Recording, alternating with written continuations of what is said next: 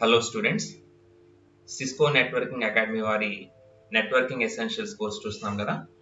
So దాంట్లో ఇంతకుముందు మాడ్యూల్స్లో మనం ఆ నెట్వర్క్ని ఏ విధంగా బిల్డ్ చేసుకోవాలి, అలా నెట్వర్క్లో ఉండే కాంపోనెంట్స్, మీడియా, వీటన్నిటి గురించి చూడటం జరిగింది. అలానే ప్రీవియస్గా మనం యాక్సెస్ లేయర్లోని స్విచ్చింగ్ గురించి మనం నేర్చుకోవడం జరిగింది. సో ఈరోజు ఈ మాడ్యూల్లో నెట్వర్క్స్ మధ్య రూటింగ్ అనేది ఎలా ఉంటుందో ఒకసారి తెలుసుకోవడానికి ప్రయత్నం చేద్దాము. ఓకే, సో అసలు ఈ రూటింగ్ అవసరం మనకి ఎందుకంటే ఎప్పుడైతే మనం ఒక నెట్వర్క్ ని ఫామ్ చేస్తున్నామో మేబీ ఒక సింగిల్ లోకల్ ఏరియా నెట్వర్క్ అనుకోవచ్చు, లేదా గ్రూప్ ఆఫ్ నెట్వర్క్స్ అనుకోవచ్చు. సో వాటి మధ్య మనం కమ్యూనికేషన్ చేయాలి అంటే మనం చాలా థింగ్స్ ని కన్సిడర్ చేయాల్సిన అవసరం ఉంటుంది. సో ఏ విధంగా మనం ఈ నెట్వర్క్స్ ని డివైడ్ చేసుకోవచ్చు అంటే ఒకసారి కనుక మనం ఇక్కడ గమనిస్తే ఈ పిక్చర్స్ లో ఎప్పుడైతే మనం నెట్వర్క్స్ ని డిఫరెంట్ గ్రూప్స్ గా మనం విభజించుకుంటామో ఆ విభజించుకోవడానికి ప్రత్యేకమైన కారణం ఏంటి అంటే ఎప్పుడైతే మనం బ్రాడ్కాస్టింగ్ చేయాల్సిన అవసరం ఉండదో ఆ బ్రాడ్కాస్ట్ చేసేటువంటి ప్యాకెట్స్ ఎక్కువ ట్రాఫిక్ ని జనరేట్ చేస్తూ ఉంటాయి. సో ఈ ఎక్కువ ట్రాఫిక్ జనరేట్ అవడం వలన మనకి నెట్వర్క్ లో ఉండేటువంటి రిమైనింగ్ సిస్టమ్స్ కి ఫెసిలిటీస్ అనేవి స్లో అయ్యే అవకాశం ఉంటుంది. కాబట్టి సో ఆ బ్రాడ్కాస్టింగ్ ని మనం కన్ఫైన్ చేయడానికి, ఒక పర్టికులర్ గ్రూప్ వరకే మనం పంపించడానికి ఇలా మనం డివైడ్ చేసుకోవచ్చు. అలానే ఇంకొక ముఖ్యమైన అంశం ఏ విధంగా మనం డివైడ్ చేసుకుంటామంటే సెక్యూరిటీ కారణాల వల్ల మనం గ్రూపింగ్ చేసుకుంటూ ఉంటాం. అంటే ఒక గ్రూప్ ఆఫ్ సిస్టమ్స్ కి అసలు ఎట్టి పరిస్థితుల్లో కూడా మనకి బ్రాడ్కాస్టింగ్ జరగకూడదు అని మీరు భావిస్తే అటువంటి సిచ్యువేషన్స్ లో మనం నెట్వర్క్స్ ని డివైడ్ చేసుకొని గ్రూప్స్ గా చేసుకుంటే కనుక మనం దానికి ఈ బ్రాడ్కాస్టింగ్ ని వెళ్లకుండా చేయొచ్చు అనమాట. సో సెక్యూరిటీ అని మనం ఇచ్చుకోవచ్చు. అలానే ఇంకొక రీజన్ మనం ఎందుకు డివైడ్ చేసుకుంటాము, ఎందుకు గ్రూప్స్ గా చేసుకుంటామంటే మనం పెట్టుకునేటువంటి కంప్యూటర్స్ ఉండేటువంటి లొకేషన్స్ వలన. ఓకే, సపోజ్ మనం 2 డిఫరెంట్ లొకేషన్స్ నుంచి మన నెట్వర్క్ ను ఆపరేట్ చేయాలనుకుంటే కనుక సో ఒక లొకేషన్ లో మనం ఒక ల్యాన్ ఫామ్ చేసుకోవచ్చు, ఇంకొక లొకేషన్ లో ల్యాన్ ఫామ్ చేసుకొని ఆ రెండింటిని మనం ఇంటర్ కనెక్ట్ చేస్తే కనుక మనకి సిస్టమ్స్ అనేవి జియోగ్రఫికల్ గా సపరేట్ అయినటువంటి అలానే ఒకే నెట్వర్క్ లో యాక్ట్ చేస్తూ ఉంటాయి. సో అలా కాకుండా మనం ఒకే సైట్ లో అంటే మన ఒక ఆర్గనైజేషన్ లో ఉండే సిస్టమ్స్ ని కూడా మనం గ్రూప్స్ గా విభజించుకోవచ్చు. దాన్ని మనం లాజికల్ గ్రూపింగ్ అంటాం. అంటే కొన్ని పర్టికులర్ సిస్టమ్స్ వరకు ఒక డిపార్ట్మెంట్ కి, ఇంకొక పర్టికులర్ గ్రూప్ వరకు ఇంకో డిపార్ట్మెంట్ కి ఇలా మనం విభజించుకొని ఈ విభజన అనేది మనకి లాజికల్ గా జరుగుతూ ఉంటది. సో వాటన్నిటిని కూడా మనం లాజికల్ గా విభజించినప్పటికీ కూడా మనం నెట్వర్కింగ్ ద్వారా వాటన్నిటిని యాక్సెస్ చేసుకోవచ్చు. ఓకే, సో ఈ విధంగా మనం ఉన్నటువంటి సిస్టమ్స్ ని లోకల్ ఏరియా నెట్వర్క్స్ లో ఫామ్ చేసేటప్పుడు గ్రూప్స్ గా విభజించుకోవడం వల్ల మనకి చాలా అడ్వాంటేజెస్ ఉంటాయి. ఓకే, ఇకపోతే ఎప్పుడైతే మనం 2 డిఫరెంట్ నెట్వర్క్స్ ని ఇలా ఫామ్ చేస్తున్నామో మనం ముఖ్యంగా గమనించాల్సింది ఏంటంటే మనకి నెట్వర్క్స్ మధ్య కమ్యూనికేషన్ అనేది ఐపీ అడ్రస్ ద్వారా జరుగుతూ ఉంటుంది. ఓకే, ఎప్పుడైతే మనం విత్ ఇన్ ది ల్యాన్ చెప్పుకుంటామో విత్ ఇన్ ది ల్యాన్ ఉన్నప్పుడు మనకి మ్యాక్ అడ్రస్ ద్వారా అంటే డేటా లింక్ లేయర్ ఉంది కదా, సో దాంట్లో ఉండేటువంటి మ్యాక్ అడ్రస్ ద్వారా మన కమ్యూనికేషన్ జరుగుతూ ఉంటుంది. కానీ ఎప్పుడైతే మనం అమాంగ్ ది నెట్వర్క్స్ కమ్యూనికేషన్ చేయాలనుకుంటున్నామో అప్పుడు మనకి ఐపీ అడ్రస్ అవసరం అవుతుంది అనమాట. ఓకే, ఇక్కడ మీరు గమనించవచ్చు. సో ఎప్పుడైతే మనం లేయర్ 2 లో ఉంటామో, డేటా లింక్ లేయర్ దగ్గర ఉంటామో మనకి స్విచ్ అనేది మనకి సీన్ లోకి వస్తుంది. సో స్విచ్ ద్వారా మనం డేటాని ట్రాన్స్మిట్ చేస్తూ ఉంటాము with the help of MAC addresses. కానీ ఎప్పుడైతే మనం లేయర్ 3 కి వెళ్తామో అక్కడ మనకి నెట్వర్క్ లేయర్ ఉంటుంది. అక్కడ మనకి ఐపీ అడ్రస్ ద్వారా మనకి కాన్ఫిగరేషన్ జరుగుతూ ఉంటుంది. సో రూటర్ అనేవి ఇక్కడ మనకి నెట్వర్క్ లేయర్ లో ఆపరేట్ అవుతాయి. సో ఈ ఐపీ అడ్రస్ ద్వారా రూటర్స్ అనేవి ఐడెంటిఫై చేసి సోర్స్ డెస్టినేషన్ ఐడెంటిఫై చేసి ఒక చోట నుంచి ఇంకో చోటకి మనకి మెసేజెస్ ని ట్రాన్స్మిట్ చేస్తూ ఉంటాయి. సో ఎప్పుడైతే మనం 2 డిఫరెంట్ నెట్వర్క్స్ ని మనం డేటా ట్రాన్స్మిషన్ కోసం ఉపయోగించాలనుకుంటున్నామో అక్కడ మనకి పిక్చర్ లోకి వచ్చేది రూటర్ అన్నమాట. ఓకే, సో ఎలాగైతే మనం స్విచ్ ద్వారా కమ్యూనికేషన్ చేసేటప్పుడు ఏఆర్పి ఉపయోగించుకొని ఏఆర్పి టేబుల్ ని మ్యాక్ అడ్రసెస్ టేబుల్ మనం ఫామ్ చేస్తున్నామో అలానే రూటర్స్ ఉపయోగించుకున్నప్పుడు కూడా మనకు ఒక రూటింగ్ టేబుల్ అవసరమైంది. ఓకే, సో ఈ రూటింగ్ టేబుల్ లో ఏం కలిగి ఉంటుంది? ఈ రూటింగ్ టేబుల్ అంటే ఆ పర్టికులర్ నెట్వర్క్స్ ఏవైతే ఆ రూటర్ కి కనెక్ట్ అయి ఉంటాయో ఆ నెట్వర్క్స్ లో ఉండేటువంటి అన్ని సిస్టమ్స్ యొక్క ఐపీ అడ్రసెస్ ని ఈ రూటింగ్ టేబుల్ లో అది పొందుపరచుకుంటుంది అనమాట. సో పొందుపరచడంతో పాటుగా ఆ పర్టికులర్ సిస్టమ్ కి ఏ విధంగా రీచ్ అయితే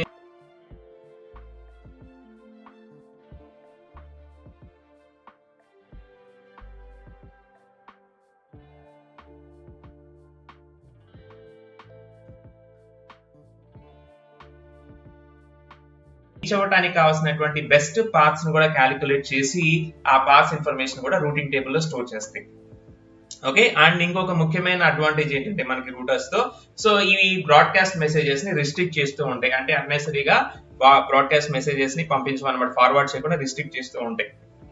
ఓకే, ఒకవేళ చేయాల్సిన అవసరం వచ్చినప్పుడు ఒక పర్టికులర్ గ్రూప్ వరకే అవి కన్ఫైన్ చేస్తాయి అన్నమాట. సో ఎప్పుడైనా సరే అది ఒక పర్టికులర్ డెస్టినేషన్ యొక్క అడ్రస్ తెలుసుకోవాలనుకుంటే కనుక అది చేసేది ఏంటి? ఈ రూటింగ్ టేబుల్ లోకి ఎలా వాటి అడ్రస్ ని ఇన్సర్ట్ చేస్తాయి అంటే 2 రకాల టెక్నిక్స్ ఉపయోగిస్తాయి. ఒకటి ఆ పర్టికులర్ నెట్వర్క్ లో ఉన్న రిమైనింగ్ రూటర్స్ నుంచి ఇన్ఫర్మేషన్ తెచ్చుకుంటే, ఒకవేళ లేదు అనుకుంటే గనక ఎవరైనా ఒక నెట్వర్క్ అడ్మినిస్ట్రేటర్ ఆ రూటింగ్ టేబుల్ ని ఫిల్ చేయొచ్చు. అంటే ఏ సిస్టమ్స్ ఏ ఐపీ అడ్రస్ కలిగి ఉన్నాయి, సో వాటి యొక్క పాత్ ఏంటి అనేది ఆ రూటింగ్ టేబుల్ లోకి ఎంటర్ చేసుకోవచ్చు. లేని పక్షంలో రూటర్స్ ఆటోమేటిక్ గా ఆ రూటింగ్ టేబుల్ ని ఫిల్అప్ చేసుకుంటాయి అనమాట. ఇక్కడ మనం చూసిన విధంగా సో టోటల్ గా ఈ నెట్వర్క్ ఏంటి, నెట్వర్క్స్ లో ఉన్న డిఫరెంట్ సిస్టమ్స్, వాటి ఐపీ అడ్రసెస్, వాటిని రీచ్ అవడానికి కలిగిన బెస్ట్ పాత్స్, ఇవన్నీ కూడా మనం చూసుకోవచ్చు. ఓకే, సో ఎప్పుడైతే మనం ఒక ప్యాకెట్ ని ట్రాన్స్మిట్ చేస్తున్నామో ఆ ప్యాకెట్ కి వెళ్లాల్సిన డెస్టినేషన్ ఐపీ అడ్రస్ కనుక రూటింగ్ టేబుల్ లో లేకపోతే రూటర్ ఏం చేస్తుంది అంటే ఆ ప్యాకెట్ ని డ్రాప్ చేస్తుంది, పంపించదు. సో రూటింగ్ టేబుల్ లో కలిగిన డెస్టినేషన్ అడ్రస్ ఉన్న సిస్టమ్స్ కి మాత్రమే ప్యాకెట్స్ అనేవి ఫార్వర్డ్ అవుతాయి. అక్కడ డెస్టినేషన్ అడ్రస్ కనుక మనకు రూటింగ్ టేబుల్ లో దొరకకపోతే ఆ ప్యాకెట్ అనేది ఫార్వర్డ్ చేయకుండా డ్రాప్ చేస్తుంది అనమాట. సో ఈ పర్టికులర్ రూటింగ్ టేబుల్ ని మనం పర్ఫెక్ట్ గా ఎగ్జిక్యూట్ చేయాలి. మనకి ఐపీ అడ్రస్ అన్ని వచ్చేసిన తర్వాత మన ప్యాకెట్స్ అనేవి ఒక చోట నుంచి ఇంకో చోట ట్రాన్స్మిట్ చేయాలంటే మనం ముఖ్యంగా గుర్తుపెట్టుకోవాల్సింది ఏంటంటే మన ప్రతి సిస్టమ్ లో కూడా డిఫాల్ట్ గేట్వే అడ్రస్ అనేది కరెక్ట్ గా సెట్ చేసి ఉంచాలి. Okay, so default gateway address is nothing but our router address. A network అయితే మనం కనెక్ట్ అయి ఉన్నామో ఆ నెట్వర్క్ యొక్క రూటర్ అడ్రస్ ని మనం డిఫాల్ట్ గేట్వే గా తీసుకుంటాం. సో దాని ద్వారానే మనకి టోటల్ కమ్యూనికేషన్ అంతా జరుగుతూ ఉంటది. ఓకే, సో ఈ డిఫాల్ట్ గేట్వే అడ్రస్ కనుక మనం సరిగా ఇవ్వకపోతే ఏమవుతుంది, మనం పంపించే ప్యాకెట్స్ అనేవి ఆ పర్టికులర్ డెస్టినేషన్ అడ్రస్ కి కరెక్ట్ గా రీచ్ అవ్వు. ఎందుకంటే త్రూ అవుట్ ది కమ్యూనికేషన్ మొత్తం కూడా మనకి ఈ డిఫాల్ట్ గేట్వే ద్వారా జరుగుతూ ఉంటది కాబట్టి దాన్ని మనం కరెక్ట్ గా కాన్ఫిగర్ చేసుకోవాలి ప్రతి సిస్టమ్ లో. ఓకే, అందుకని మీరు ఇక్కడ చూసుకుంటే కనుక ఈ పర్టికులర్ నెట్వర్క్ ఏదైతే మనం ఇక్కడ పిక్చర్ మీద చూస్తున్నామో దీంట్లో మనకి చూడండి, ఇక్కడ మనకి 3 సిస్టమ్స్ ఉన్నాయి. ఒక స్విచ్ కనెక్ట్ అయ్యి డిఫాల్ట్ గేట్వే ఉంది, ఇది రిమోట్ నెట్వర్క్ వేరే చోట ఉంది. ఓకే, సో ఇప్పుడు ఈ 3 సిస్టమ్స్ ఈ అవుటర్ నెట్వర్క్ లో ఉన్నటువంటి సిస్టమ్స్ తో కమ్యూనికేట్ అవ్వాలంటే త్రూ దిస్ రూటర్ మాత్రమే కమ్యూనికేట్ చేయగలం. అందుకనే చూడండి, ప్రతి సిస్టమ్ లో కూడా మనం నెట్వర్క్ అడ్రస్ ని కాన్ఫిగర్ చేసేటప్పుడు మీరు ఇక్కడ గమనించవచ్చు.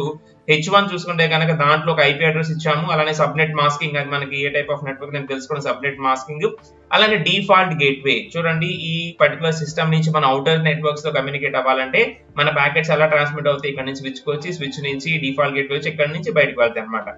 సో రిమైనింగ్ నెట్వర్క్స్ లో ఉన్న సిస్టమ్స్ తో మనం కమ్యూనికేట్ అవ్వాలంటే మనం త్రూ దిస్ డిఫాల్ట్ గేట్ వెళ్తాం కాబట్టి సో H1, H2, H3 మూడులో మీరు గమనిస్తే డిఫాల్ట్ గేట్వే అనేది సెట్ చేయడం జరిగింది అనమాట. ఓకే, సో ఇది కనుక మనం ప్రాపర్ గా సెట్ చేసుకోకపోతే మన సిస్టమ్ నుంచి బయట నెట్వర్క్స్ కి మనం కమ్యూనికేషన్ చేయలేము. ఓకే, సో ఇది అలా మనం గమనించవచ్చు. ఆల్రెడీ మనం ఒక నెట్వర్క్ కి కనెక్ట్ అయి ఉంటే కనుక మనం గమనించవచ్చు. సో నేను మీకు చూపించే ప్రయత్నం చేస్తాను. నేను ఒక వైఫై రూటర్ కనెక్ట్ అయి ఉన్నాను.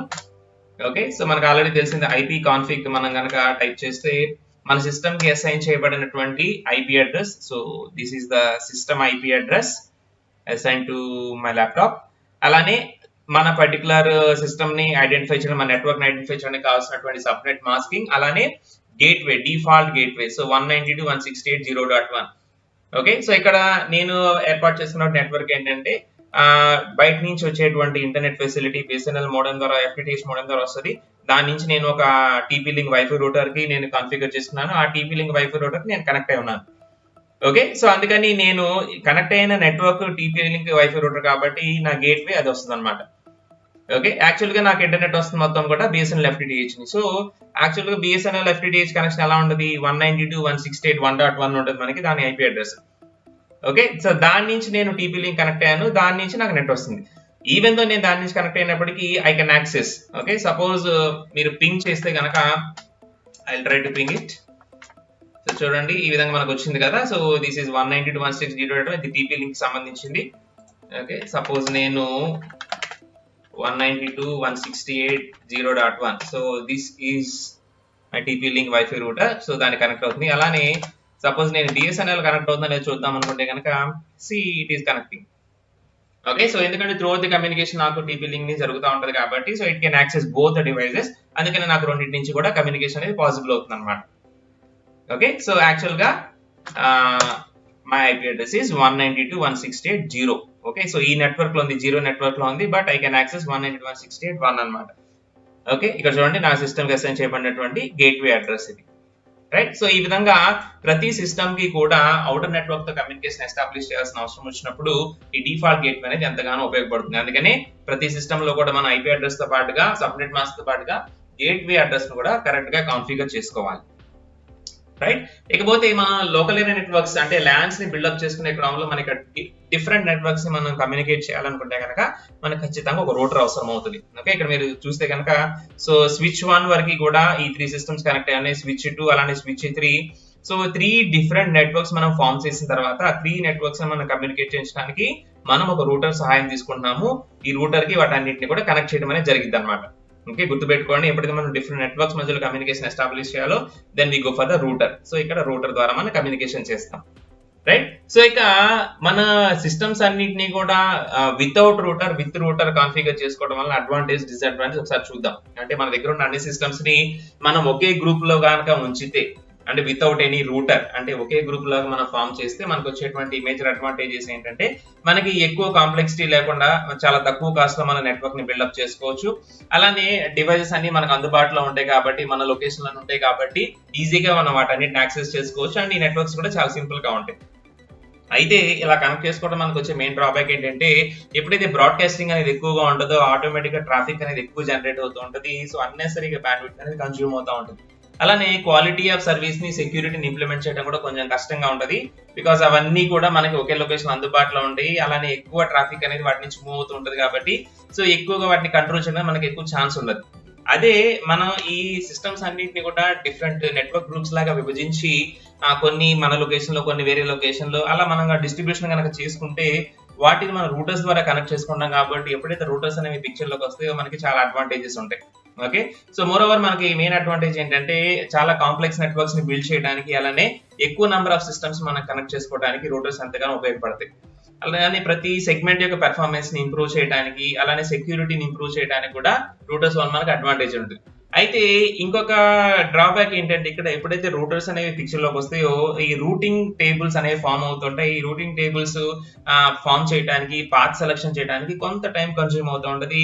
మేబీ ఇది కొంచెం మనం డ్రాబ్యాక్ అని చెప్పుకోవచ్చు. అండ్ ఇక్కడ ఇంకోటి ఏంటంటే పర్టికులర్ గా రూటర్స్ అనేవి ఇంటెలిజెంట్ డివైజెస్ కాబట్టి అవి ప్రతి ప్యాకెట్ ని ఇన్స్పెక్ట్ చేసిన తర్వాత పర్టికులర్ పాత్ లోనే పంపిస్తుంటాయి కాబట్టి కొంచెం ట్రాఫిక్ అనేది స్లోగా వెళ్తుంటది అనమాట. అయినప్పటికీ కూడా మన లార్జర్ నెట్వర్క్స్ ని ఫామ్ చేసుకోవాలనుకుంటే ఈ విధంగా మన సెగ్మెంట్స్ గా విభజించుకుంటే కనుక రూటర్ సహాయంతో మనం పెద్ద పెద్ద నెట్వర్క్స్ ని ఫామ్ చేసుకోవచ్చు. అఫ్ కోర్స్ మనకి ఇక్కడ రూటర్ అనేది పిక్చర్ లోకి వస్తుంది కాబట్టి కొంచెం డివైస్ ని పర్చేస్ చేయాల్సిన ఎక్స్పెండిచర్ మనకు వస్తుంది. కానీ మనం ఎక్కువ నెంబర్ ఆఫ్ సిస్టమ్స్ ని ఎఫెక్టివ్ గా మనం ఆర్గనైజ్ చేసుకోవడానికి ఈ టైప్ ఆఫ్ అరేంజ్మెంట్ అనేది మనకి ఎంతగానో ఉపయోగపడుతుంది అనమాట. సో ఈ టైప్ ఆఫ్ లో మన రూటర్ సహాయంతో కనుక నెట్వర్క్స్ ని సెగ్మెంట్స్ కి విభజించుకుంటే మనకి ఎంతగానో ఉపయోగపడుతుంది. ఓకేనా, సో ఈ విధంగా మనం ఒక చిన్న నెట్వర్క్ ని ఫామ్ చేసుకొని రూటర్ సహాయంతో మనం ఐపీ అడ్రసెస్ అలానే సబ్నెట్ మాస్క్ గేట్వేల ద్వారా మనం కమ్యూనికేషన్ చేయొచ్చు అనమాట. Okay, so this is our 7th module routing between the networks, right.